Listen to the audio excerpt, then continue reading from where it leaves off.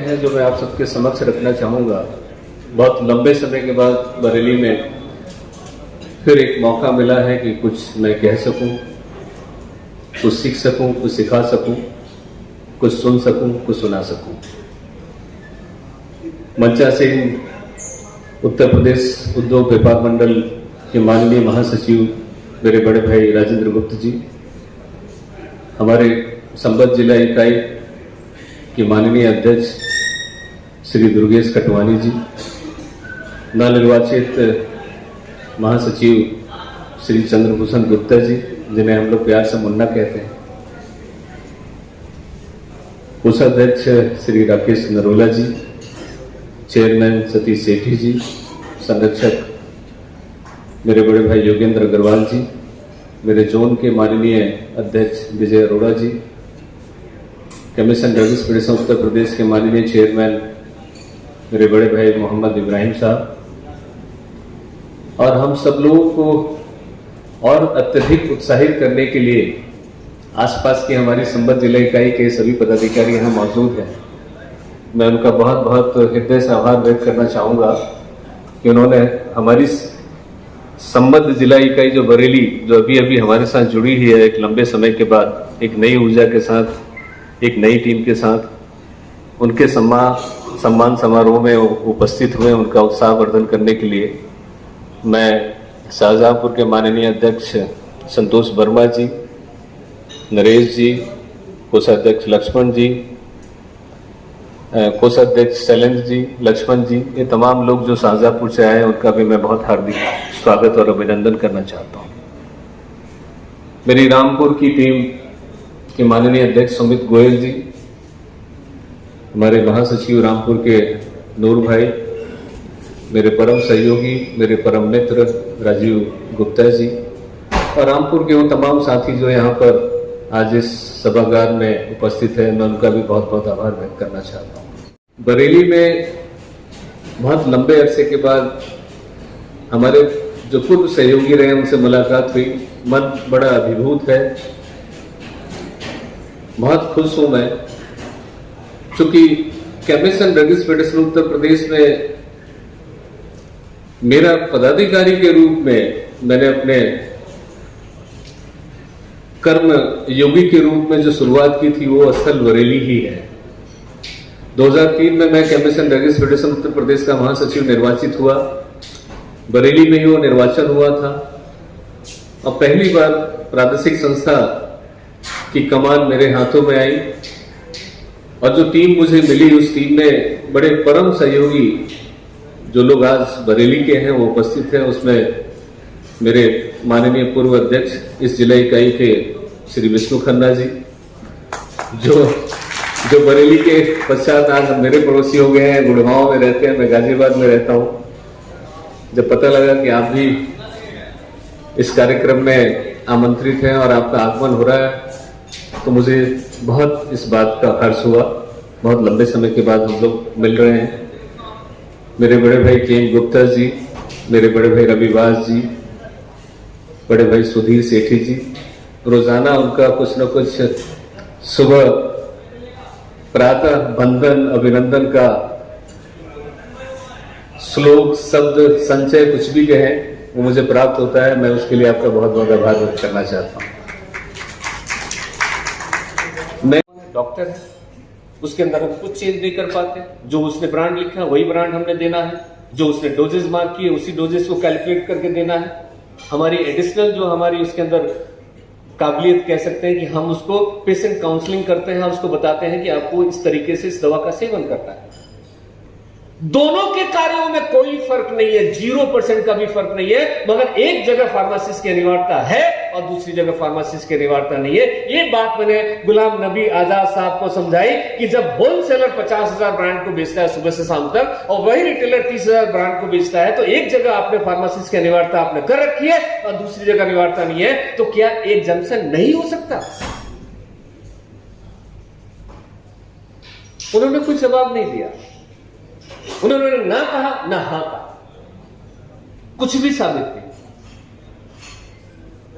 अब मैं बात करूं कि भारतीय जनता पार्टी की सरकार बनी, कांग्रेस की सरकार थी उस समय शेड्यूल एचएक्स आया, क्योंकि ये कुछ ऐसे मेरे जीवन का जो इंसिडेंट्स हैं जो मैं आपको जरूर आपसे शेयर करना चाहूंगा, क्योंकि मैं उसको भूल नहीं पाता। गुलाम नबी साहब थे स्वास्थ्य मंत्री, कपिल सिब्बल साहब थे कानून मंत्री। एक प्राविधान आया भारत सरकार का शेड्यूल एचएक्स, एक नियम, उसका ड्राफ्ट नोटिफिकेशन जारी हो गया और उस शेड्यूल एचएक्स में उस समय 96 मॉलिक्यूल एंटीबायोटिक्स को उसके अंदर कैटेगराइज किया गया।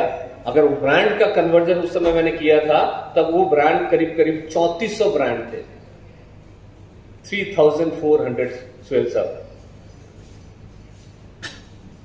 उस कानून में क्या था? कानून में यह था कि जो उस ब्रांड को बेचेगा, यानी 96 मॉलिक्यूल को बेचेगा, जैसे उसके अंदर सिप्रोफ्लॉक्सासिलिन था जो कम से कम आज 200 कंपनी बनाती है, सेफेक्सिन था जिसको कम से कम 100 कंपनी बनाती है। उस कानून के अंदर प्राविधान यह था कि जो उस ब्रांड को बेचेगा उसके लिए उसको एक अलग से रजिस्टर बनाना पड़ेगा, उस रिटेलर को। उस रजिस्टर में उस मरीज का नाम लिखना है, उसका अता पता लिखना है, उस मरीज का कॉन्टेक्ट नंबर लिखना है, उस डॉक्टर का नाम लिखना है जिसने उसको प्रिस्क्राइब किया है, डॉक्टर का अता पता लिखना है, और वो जो दवा ली है उसकी मात्रा लिखनी है और दवा का नाम लिखना है। और फिर उसके बाद अधिकारी आएंगे और आपके स्टॉक को मिलान करेंगे कि जो आपने ये दवा बेची है, आपके स्टॉक में आपने जो परचेज किया, आपने 200 गोली परचेज की है, आपने 100 गोली बेची है, तो आपके पास 100 गोली का ही स्टॉक होना चाहिए। मगर मुझे इतना पता है कि बहुत राहत वाली बात नहीं है। प्रधानमंत्री जी भी कह चुके हैं कि जिस कानून के अंदर कोई भी ऐसी सड़ी गली अगर नियम है, जिस नियम का कोई फायदा आम जनता को नहीं हो रहा, तो उसको बदला जाएगा। इस बात को मैं कई सालों से सुन रहा हूं। मुझे नहीं मालूम बाकी जितने जो एक्ट है उसके अंदर क्या क्या चीजें सड़ी हुई है, क्या क्या चीजें गली हुई है, मगर मुझे मालूम है कि अगर मैं डीएनसी की बात करूं, मैं ड्रग एंड कॉस्मेटिक एक्ट की बात करूं, तो इसमें बहुत सारी चीजें सड़ी गली है। पहली कि फार्मासिस्ट की अनिवार्यता क्यों? हटाओ भाई, आप एक मिनिमम क्वालिफिकेशन तय करो। मैं साइंस ग्रेजुएट हूं, मैं फार्मासिस्ट हूं, मैंने लॉ भी कर रखा है। मैं साइंस ग्रेजुएट होते हुए मैं एक दवा की कंपनी में दवा बना सकता हूं। मैं बीएससी हूं, मगर एक दवा की गोली मैं दुकान पर बैठ के नहीं बेच सकता। ये कहां का न्याय है भाई? एक साइंस ग्रेजुएट दवा की कंपनी में दवा बना सकता है। He is authorised to, he have the power. But अगर वो उसको दवा बेचने के लिए रिटेल की दुकान पर हो जाए तो वो एक दवा की गोली नहीं बेच सकता, क्योंकि he is not a pharmacist. सरकार सुनने को तैयार नहीं है। हद तो तब हो गई कि आज से 4 साल पहले इसी केंद्र सरकार ने, ये तो दूसरा कार्यकाल चल रहा है, मैं पहले कार्यकाल की बात कर रहा हूं, कि फार्मासिस्ट में भी फार्मासिस्ट की होलसेल में भी फार्मासिस्ट की अनिवार्यता हो, उसके लिए भी ड्राफ्ट नोटिफिकेशन सरकार ने जारी किया। फार्मासिस्ट की अनिवार्यता समाप्त करने के लिए मैं बहुत मंत्रियों से मिला। मैं केंद्र सरकार के मंत्रियों की बात कर रहा हूं। कौन सी सरकार थी? मैं गुलाम नबी आजाद साहब उस समय हेल्थ मिनिस्टर थे, मैं उनसे भी मिला। वो तो महाराजा है, महाराजा सब उनके लिए तो कैसे इस्तेमाल करे, कुछ और ही हो सकते हैं। नवाब भी नहीं बोल सकता, नवाब से ऊपर की चीज है।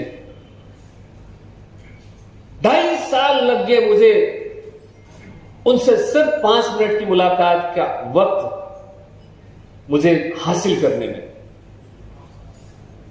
उनके सामने भी मैंने अपना प्रत्यावेदन रखा, मैंने उनको सारी बातें बताई कि सर ये वाइबल नहीं है। एक होलसेलर आज जो दवा की दुकान संचालित करता है, अगर उसके पास 50 कंपनी है और एक कंपनी में कम से कम 500 प्रोडक्ट हो, आज किसी भी कंपनी, आप सन फार्मा उठा के दीजिए कम से कम 800 प्रोडक्ट होंगे, लुपिन उठा के देखो कम से कम 400 प्रोडक्ट होंगे, इंटास उठा के देखो कम से कम 600 प्रोडक्ट होंगे। अगर 50 कंपनी है तो वो कम से कम 20 से 25 हजार ब्रांड्स को रोजाना वो बेचता है, डील करता है। आप उसी को वाइस वर्सा आप रिटेल में लेके जाओ। कि रिटेल में एक रिटेलर सुबह से शाम तक कम से कम 10 से 15 या 20,000 ब्रांड्स का वो विक्रय करता है। दोनों का कार्य करने का तरीका एक ही है, पैटर्न एक ही है।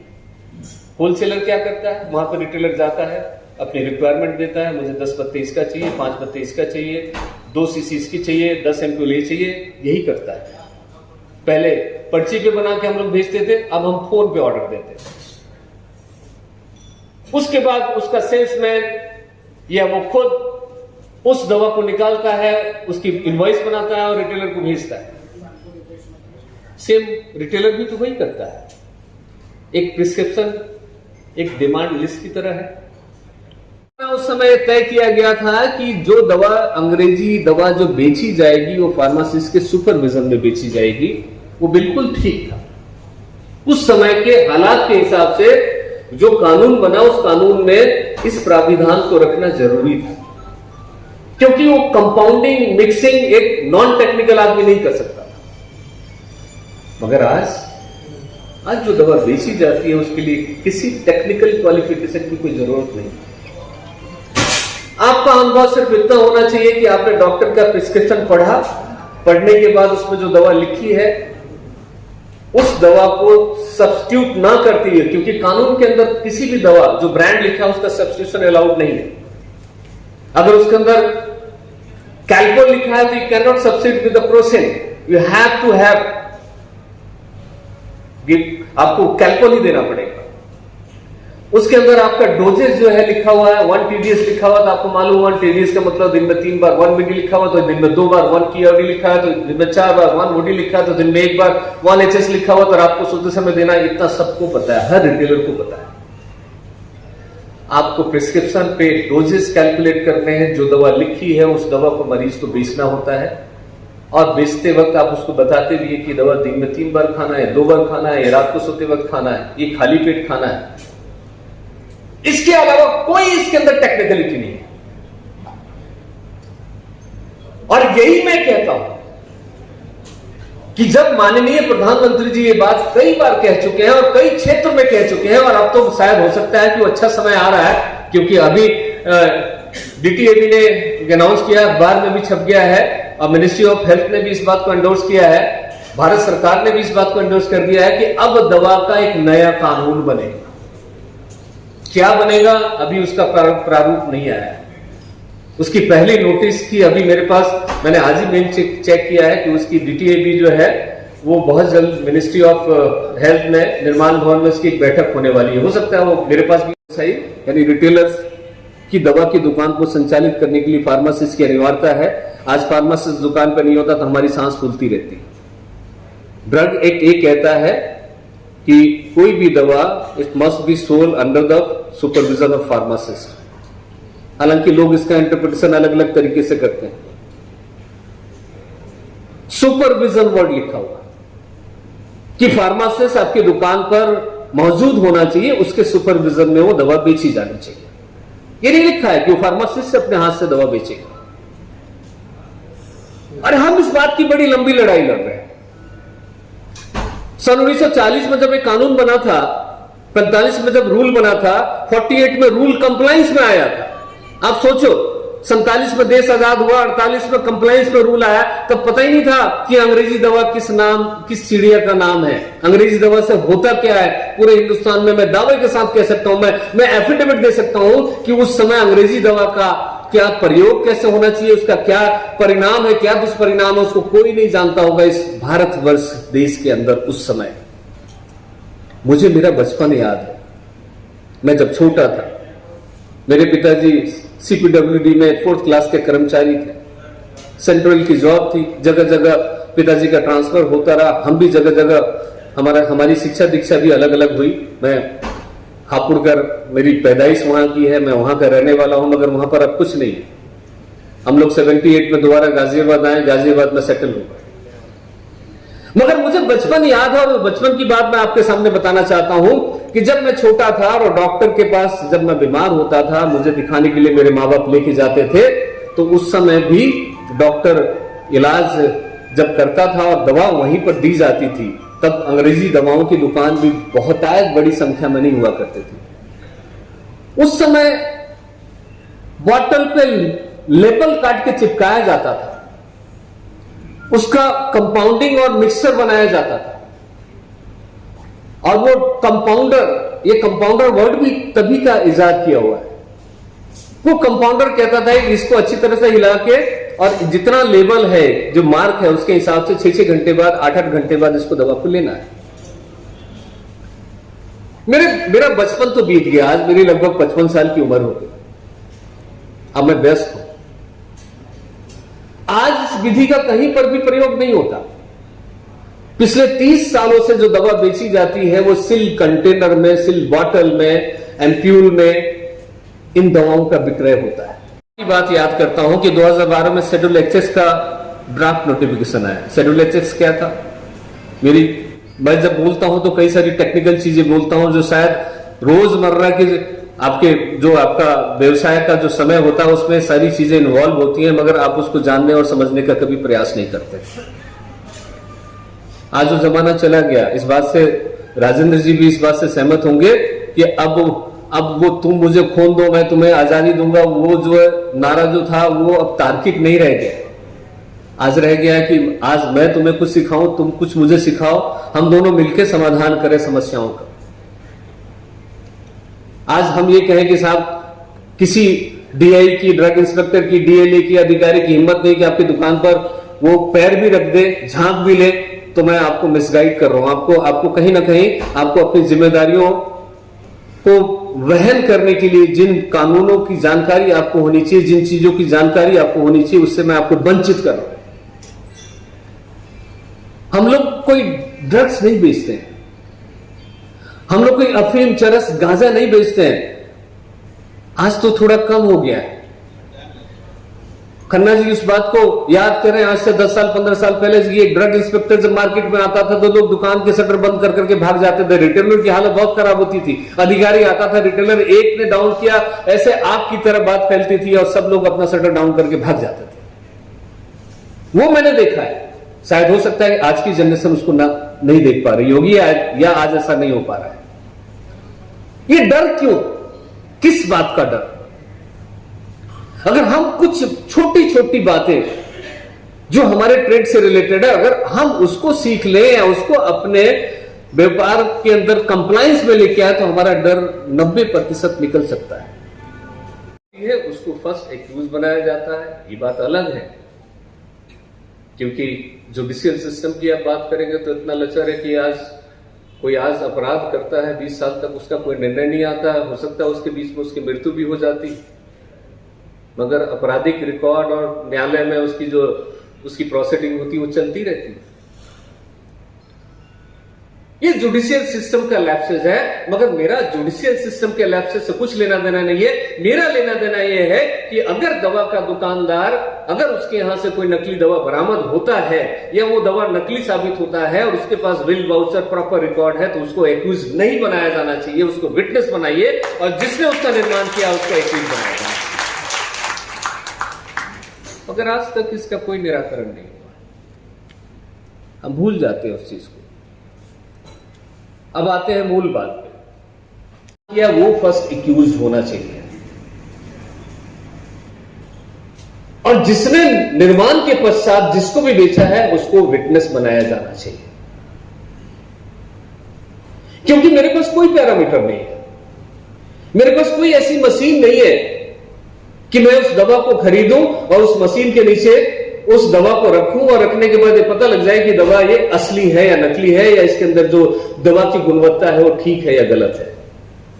मेरे पास एक ही आधार है कि मैं दवा खरीदूं तो मेरे पास उसका प्रॉपर बिल होना चाहिए, ऑथराइज, मैं रिटेलर हूं तो ऑथराइज स्टॉकिस्ट से खरीदूं, और मैं अगर स्टॉकिस्ट हूं तो मैं कंपनी से खरीद रहा हूं तो मेरे पास प्रॉपर उसका परचेज बिल होना चाहिए। मगर इस प्राविधान में यही सबसे बड़ी खामी थी कि उसके अंदर जो फर्स्ट एक्यूज बनाया जाता है, जो आज भी है, वो बनाया जाएगा जिसके यहां से वो दवा रिकवर हो। अगर होलसेलर के यहां अगर वो जाकर सैंपल और सीजर होता है तो होलसेलर फर्स्ट एक्यूज होगा, विटनेस बनेगा मैन्युफैक्चरर। अगर रिटेलर के यहां से वो दवा है कि अगर सैंपल और सीजर हुआ तो फर्स्ट एक्यूज बनेगा रिटेलर, होलसेलर बनेगा उसका विटनेस। अब वो होलसेलर को सेकंड एक्यूज बनाते हैं और मैन्युफैक्चरर को बनाते हैं विटनेस। ये कहां का न्याय है? मैं मानता हूं और मैं बार बार इस बात को कहता हूं कि ये दवा का व्यवसाय है। हम आटा, दाल, चावल, कपड़ा इस तरह का व्यवसाय नहीं करते हैं। ये व्यवसाय पूरी तरह से एक अधिनियम के अंतर्गत गवर्न होता है, संचालित होता है। मैं बार बार कहता हूं कि हर रिटेलर को ऐसे दुकानदार से, ऐसे होलसेलर से दवा खरीदनी चाहिए जो उसका ऑथराइज स्टॉकिस्ट है, और अगर उसने सेमी होलसेलर से भी खरीदा है तो उसका प्रॉपर बिल और वाउचर उसके रिकॉर्ड में होना चाहिए। मेरे दुर्भाग्य है कि उस समय की कांग्रेस की सरकार के समक्ष एआईसीटी ने भी विरोध किया, मगर आज तक वो जो रूल है आज तक अमेंड नहीं हुआ दोबारा। मेरा विरोध सिर्फ इस बात का था कि स्पूरियस और काउंटरफिट जो ट्रेडिंग है, जो व्यापार है, उसको कैसे चिन्हित किया जाए। हमें भी मालूम, आज यहां इस सभागार में पत्रकार बंधु लोग भी बैठे होंगे। मैं क्षमा मांगते हुए इस बात को रखना चाहूंगा, आप लोग इस बात को अन्यथा मत लीजिएगा, और मैं आपका स्वागत भी करता हूं कि आपने अपना अमूल्य समय दिया और हमारी बातों को जनमानस तक पहुंचाएंगे आप। जब कभी पहले बात होती थी, बरेली में भी कितनी सभाओं में आया हूं, तो जब उसके बाद बैठक के बाद जब पत्रकार बंधु प्रेस वार्ता करते तो उसमें एक बात बड़ा कॉमन था, वो बार बार आता था राजीव भाई, कि पूरे प्रदेश में, देश में नकली दवाओं का बहुत बड़ा कारोबार हो रहा है और आपकी संस्था इसके बारे में क्या करती है। कई बार मैं बहुत झल्ला जाता था कि भाई अखबारों में छपता है कि नकली दवाओं का जखीरा पकड़ा गया, कार्रवाई भी होती है, एफडीए के हमारे पदाधिकारी और अधिकारी जाते हैं वहां पर, हमारे लोगों को किसी न किसी सेक्शन में उसको बंद करते हैं, उसका लाइसेंस का सस्पेंशन होता है, कई बार लाइसेंस का टर्मिनेशन होता है, कई बार उनको जेल भेजने की संस्कृति दी जाती है, सीआरपीसी में उस पर कार्रवाई होती है। इस तरह के तमाम चीजें होती हैं और अखबारों में भी छप जाता है।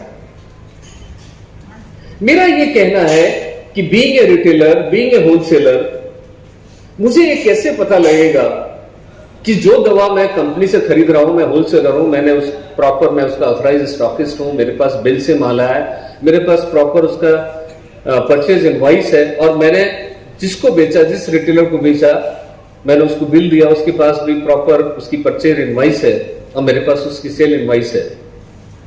और उस दवा का अगर सैंपल और सीजर लिया जाता है, अब वो दवा टेक्निकल टेस्ट में या लेबोरेटरी टेस्ट में वो दवा स्पूरियस निकल जाता है, अधोमानक वो दवा सिद्ध हो जाता है, तो क्या मुझे एक्यूज बनाया जाना चाहिए? और एक समय आया कि सरकार ने इस कानून को वापस लिया, उसको डेफर किया। कानून के क्या लाभ हुए, उसका क्या दुष्परिणाम हुआ, उस विवेचना में हम नहीं जाना चाहेंगे। मैं उसका एक क्लॉज, सिर्फ एक क्लॉज मैं बताना चाहूंगा जो शायद आपकी जानकारी में ना हो, कि उस टाडा और कोटा में एक clause drug and cosmetic act जो 1940 में बना, 1940 में बना, इसका रूल बना 1945 में। ये कानून बनने से लेकर और कंप्लायंस तक हमारा देश गुलाम था।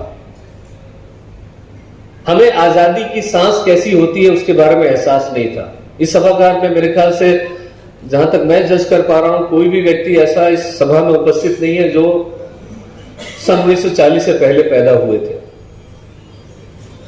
अगर हुए भी होंगे तो उस समय इस कानून के क्या लाभ थे,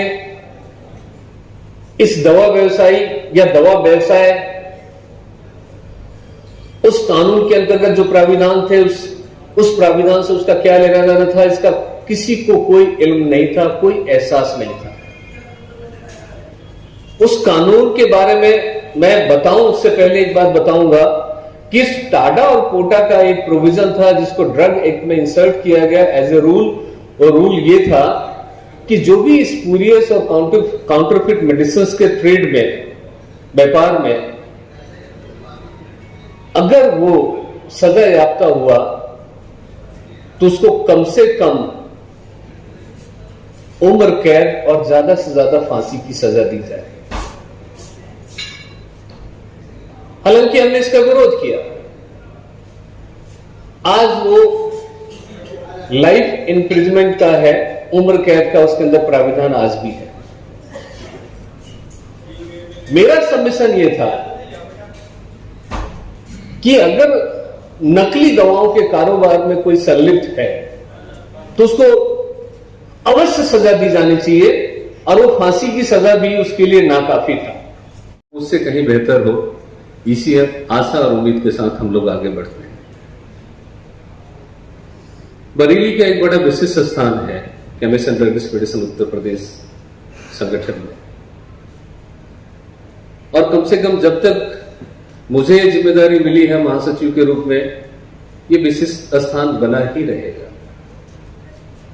क्योंकि कहीं ना कहीं मेरे हृदय के कोने में ये बात हमेशा रहेगी, जीवन पर्यंत रहेगी, कि एक ऐसी संस्था, एक सशक्त संस्था जिसका पूरे भारतवर्ष में एक अपना विशिष्ट स्थान है, और हम सब गर्व से कह सकते हैं कि पूरे भारतवर्ष के जितने राज्य हैं और जितने राज्यों में केमिस्टों की इकाइयां हैं, राज्य इकाइयां हैं, उसमें से सबसे सर्वश्रेष्ठ अगर कोई इकाई है तो वो chemist and drug federation Uttar प्रदेश है। मैं इसलिए नहीं कह रहा हूं कि मैं इस संस्था का महासचिव हूं, मैं इसलिए नहीं कह रहा हूं कि बहुत लंबे समय से मैं इसका नेतृत्व कर रहा हूं। मैं जो कह रहा हूं उसका एक बहुत बड़ा आधार है। जब बात चल रही थी कि केमिस्टों की समस्याएं क्या है, मैं कुछ पुरानी बातों को आपको याद दिलाना चाहूंगा। मैं 2008 की बात आपको याद दिलाना चाहूंगा। देश में कांग्रेस की सरकार थी। ड्रग एक्ट में एक अमेंडमेंट हुआ, उसको अमेंडमेंट भी नहीं कह सकते हैं, उसमें एक रूल बनाया गया। जो लोग यहां बैठे हैं उन्होंने एक कानून का नाम जरूर सुना होगा, और उस कानून के बारे में मैं समझता हूं कि जितनी चर्चा हुई है बहुत लंबे समय तक हुई, इतनी चर्चा किसी भी कानून के नियम और उपनियम के बारे में कभी चर्चा नहीं हुई, और वो था टाडा और पोटा। टाडा और पोटा जब ये कानून बनाया गया तब उस समय उस कानून का बड़ा दुरुपयोग भी हुआ। इस कानून को बनाने के पीछे उसका मकसद ये था कि देश के अंदर जो आतंकी गतिविधियां जो होती थी, आतंकी गतिविधियों में जो लिप्त लोग थे, उनके खिलाफ उस कानून के अंतर्गत जो प्रोविजंस थे, उस प्रोविजंस के आधार पर उनको गिरफ्तार किया जाए और देश की रक्षा की जाए। मगर एक दौर के बाद, एक समय के बाद इस झंडे को आगे लेकर आपको ही जाना है। आज बहुत लंबे समय के बाद मेरे संचालन सभा का कर रहे हैं विजय भाई, मैंने उनको सुना, थोड़ा परिवर्तन आया है कि वो शब्दों को माला में कैसे पिरोते हैं, जो उनकी एक कला आज देखी, मुझे बहुत खुशी हुई। माता सरस्वती की कृपा आप पर बनी रहे और यूं ही अग्रसर होते रहे, अपने जीवन पर आगे बढ़ते रहे, मेरी ऐसी शुभकामनाएं आपके लिए। से मेरे माननीय अध्यक्ष संबल जिला इकाई के राजीव गुप्ता जी और उनकी पूरी टीम यहाँ पर इस सभागार में उपस्थित हैं, मैं उनका भी बहुत बहुत आभार व्यक्त करना चाहता हूँ। हमारे chemist and drugs Uttar Pradesh, chemist and drugs federation Uttar Pradesh के जोन के माननीय पूर्व पदाधिकारी मेरे बड़े भाई शिवहरी अग्रवाल जी मंचा सेन हैं, जिन्होंने हमेशा हर सुख दुख में हमारे साथ सहभागी बने। मैं उनके साथ उपस्थित प्रमोद जिंदल जी, अरोड़ा जी, वो तमाम लोग जो यहाँ पर पीलीभीत से पधारे हैं, मैं उनका भी बहुत बहुत स्वागत और अभिनंदन करना चाहता हूँ।